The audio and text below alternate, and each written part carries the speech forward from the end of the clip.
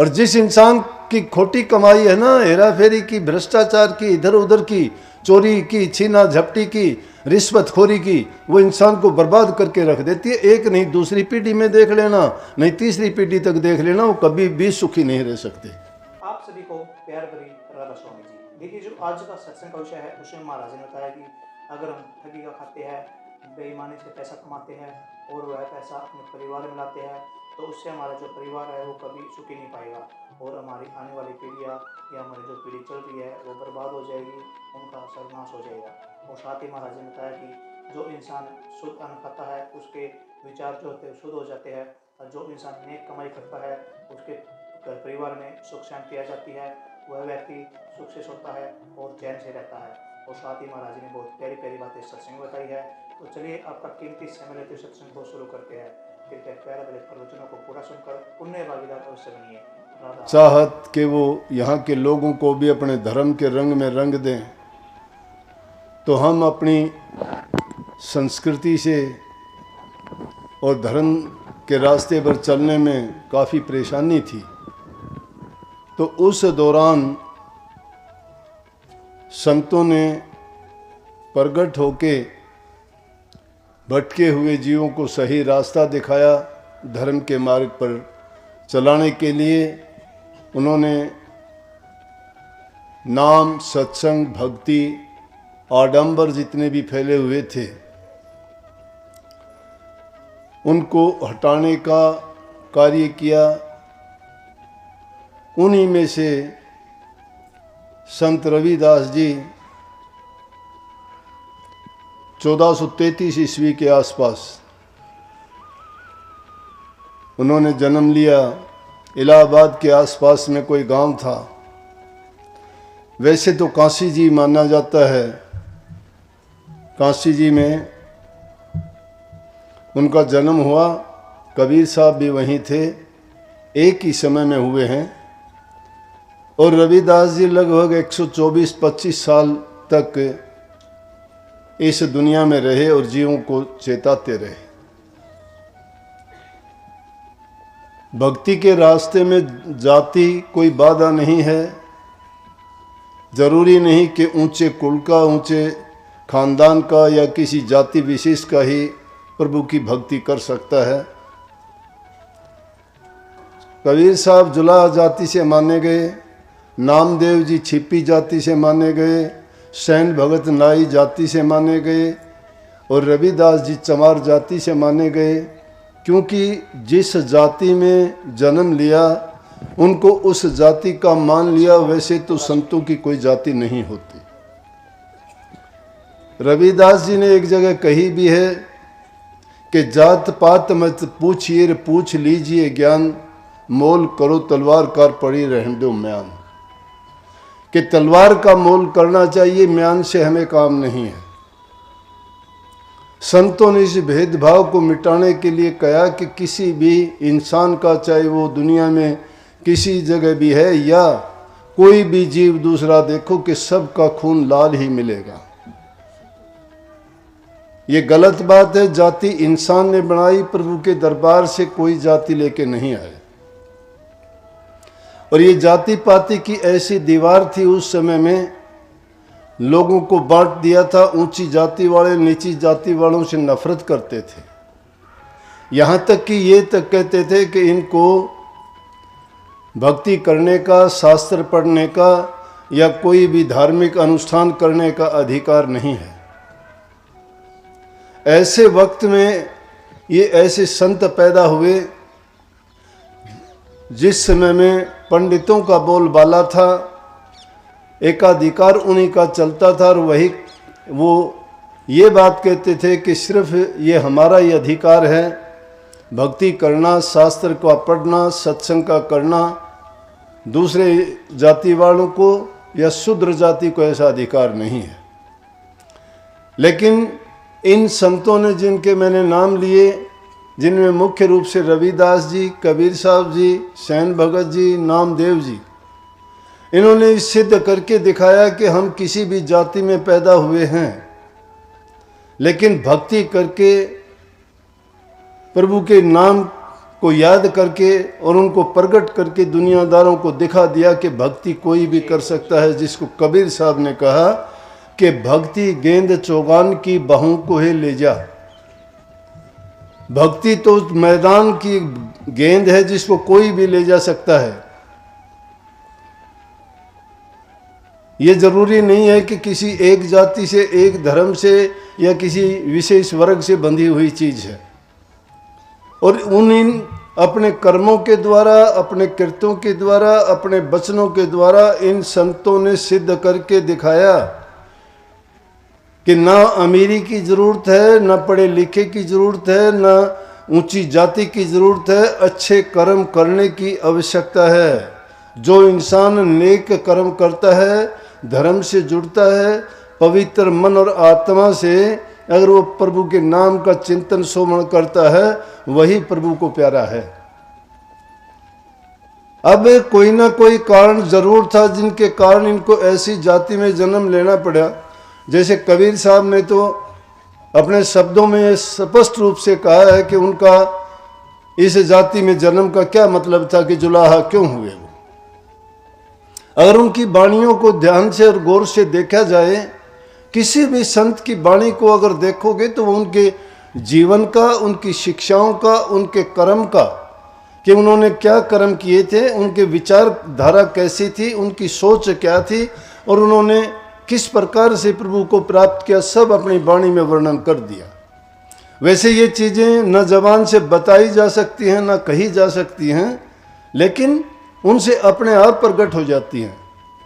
कबीर साहब ने तो साफ कहा है कि मेरा जुलाहा जाति में जन्म लेने का कारण क्या बना था। उन्होंने कहा, काशी के हम वासी कहिए, मेरा नाम कबीरा, एक बार मुख से नाम विसारा, जात जुलाहा की ना तना भाई कौन तनेगा जी। कहते हैं कि एक बार मैंने नाम विसारा था, एक बार गलती की थी कि नाम बिसर गया था चिंतन करते हुए, सुमरण करते हुए, और उसकी सजा मुझे ये मिली कि मैं जुलाहा जाति में आया। होगी प्रकट। रविदास जी कहते हैं नीची जाति, नीची पाती और नीचा कसब हमारा, उनकी दया से ऊंच भये हैं कह रविदास समारा। कि नीची जात थी, नीचा कर्म था, नीचा थारा लोगों में बैठता था, लेकिन सतगुरु की कृपा के द्वारा क्या हालत है कि अब ऊंच हो गए हैं, संत गति को प्राप्त हो गए हैं। उनकी कृपा हुई तो सब लोग चरणामत ले लेके जाते हैं। उनके कारण रविदास जी को आज इज्जत सम्मान जो मिलता है वो उस नाम के कारण मिलता है, प्रभु के नाम का सुमन और चिंतन किया उससे मिलता है। और उनका भी नीची जाति में जन्म का कारण था। गुरु रामानंद जी बहुत ऊंचे पंडित थे, उस समय के प्रकांड पंडित थे। उनके सब ये जितने भी संत उस टाइम में लगभग उन्हीं के शिष्य थे। कबीर साहब जी को भी जब दुनियादारों ने ज़्यादा कहा कि आपका गुरु कौन है, तो उन्होंने भी कबीर साहब को गुरु बनाया। रविदास जी के भी गुरु रामानंद जी थे, पीपा के भी वही गुरु थे। और उस टाइम में काफ़ी ऐसे थे 12-14 संत जो बड़े नामी थे, सब के सब गुरु रामानंद जी के शिष्य थे। तो कहते हैं रविदास जी ने जब जन्म लिया, रघु नाम था पिता का, गुरु बिनिया इनकी माता का नाम था, तो 4 या 5 दिन तक जन्म लेने के बाद उन्होंने दूध नहीं पिया अपनी माँ का। जब दूध नहीं पिया तो उसकी माँ बड़ी चिंतित हो गई कि बच्चा दूध नहीं पीता है, ये कैसे जिएगा, ये कैसा जीव आ गया, प्रभु ने हमारे घर में क्यों दिया, शायद ये कोई ऊंचा जीव होगा, इस नीची जाति में आने के कारण इसको नफरत होगी। ऐसे ऐसे कयास लगा के अपने घर वाले से कहने लगी, किसी के पास जाके डॉक्टर से, वैद्य से, हकीम से, कोई महापुरुष से आप परामर्श करो, जाके पूछो कि हमें लड़का तो दे दिया मालिक ने, लेकिन ये दूध नहीं पीता, ये कैसे जिएगा। जब काफ़ी जिद की तो उनके जो रविदास जी के पिताजी थे, रविदास जी को रैदास भी कहते हैं, कई नामों से उस टाइम में पुकारा, रविदास जी, रैदास जी, एक ही चीज़ थी, एक ही संत जी के नाम थे ये। तो उनके पिताजी जब निकले कि चलो मैं जाता हूँ, मन में सोचता हुआ जा रहा था, लेकिन क्या देखते हैं कि गुरु रामानंद जी की ये आदत थी कि वो कभी न ऐसे ही घूमते फिरते देखते रहते थे, भक्तों को संभालते रहते थे, और वो चले जा रहे थे रास्ते में सामने से आगे। जब सामने से आए तो रविदास जी के पिताजी ने बंदगी की उनसे, और बंदगी करने के बाद रामानंद जी ने पूछा, भक्ता क्या हाल है? बोला जी हाल आपसे तो क्या छानी है, आप सब जानते हो कि मैं क्यों चिंतित हूँ, क्यों दुखी हूँ। घर में एक बच्चा हुआ था, वो दूध नहीं पीता है। बोले चलो भाई, शायद 3-4 दिन से मुझे जो ये लगा हुआ था कि मैं कहीं जाऊँ इसी काम के लिए निकला हूँ आज। वैसे तो कोई उद्देश्य था नहीं, लेकिन जब मालिक की कृपा होती है, कोई भी इंसान बिना किसी मतलब के कहीं जाता आता नहीं है। हर चीज निश्चित और तय है। उस समय पर वो जो भी कार्य होना होता है उस समय चला जाएगा, वहां पर पहुंच जाएगा। लाख कोशिश करो सब चीजों को छोड़ के।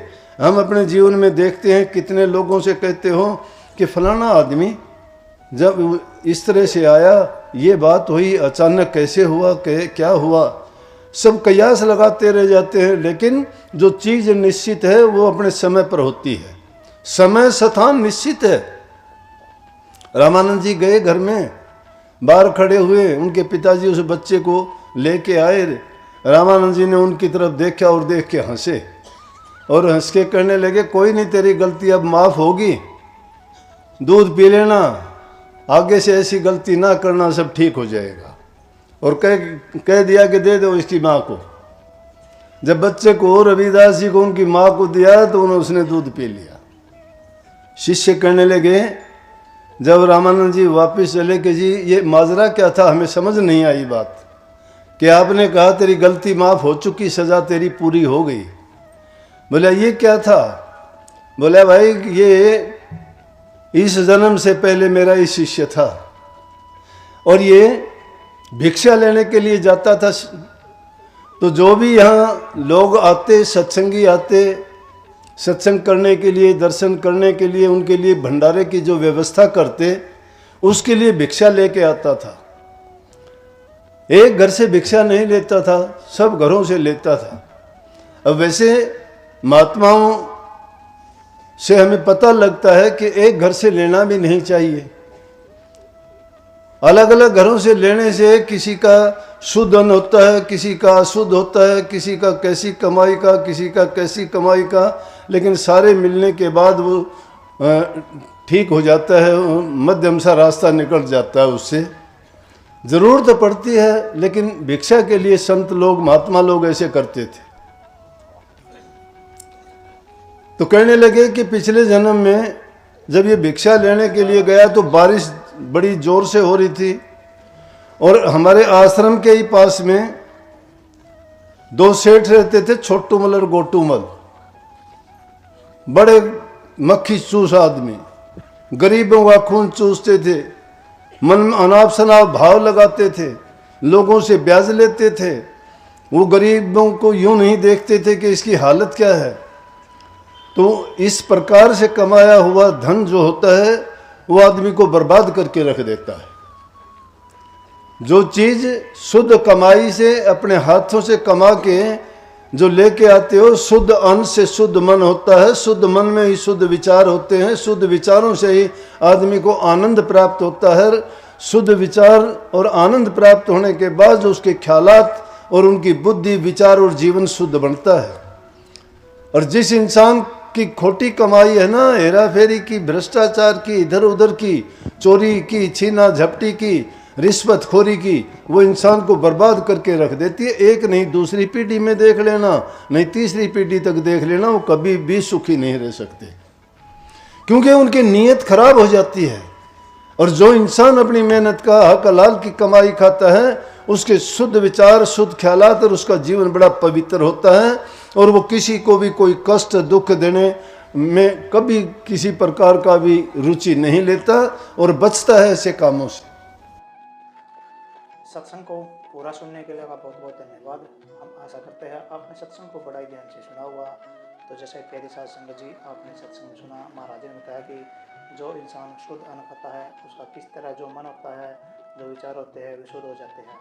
और जो इंसान बुरे कर्म करता है, नेक कमाई नहीं करता, जो इंसान पाप की कमाई करता है, उससे उस व्यक्ति के जीवन में क्या क्या तकलीफें आती है और उसके घर परिवार में किस तरह दुख आता है और किस तरह का घर परिवार बर्बाद हो जाता है। ये सब बातें जैसे ही महाराज जी ने सत्संग में बताई है, कृपया इन बातों पर गौर अवश्य कीजिए और हमेशा नेक कमाई कीजिए और दूसरों के लिए परोपकार के कार्य कीजिए, किसी का दिल न दुखाए। और जैसे ही महाराज जी ने बताया कि अगर हम संतों शरण में जाते हैं तो हमारा जीवन किस तरह सार्थक बन जाता है, किस तरह हमारा जो जीवन है वो खिल जाता है और एक सही दिशा को पकड़ लेता है। तो कृपया महाराज जी के इन प्रवचनों को आप अपने जीवन में अवश्य उतारिए और अपने जीवन को सार्थक, सफल और सुखमयी अवश्य बनाइए। और साथ ही अगर आपको सत्संग अच्छा लगा तो कमेंट बॉक्स में राधा स्वामी लिखकर पुण्य भागीदार अवश्य बनिए। मिलते हैं जल्दी एक नए और बहुत ही प्यारे प्रवचनों के साथ। तब तक के लिए राधा स्वामी।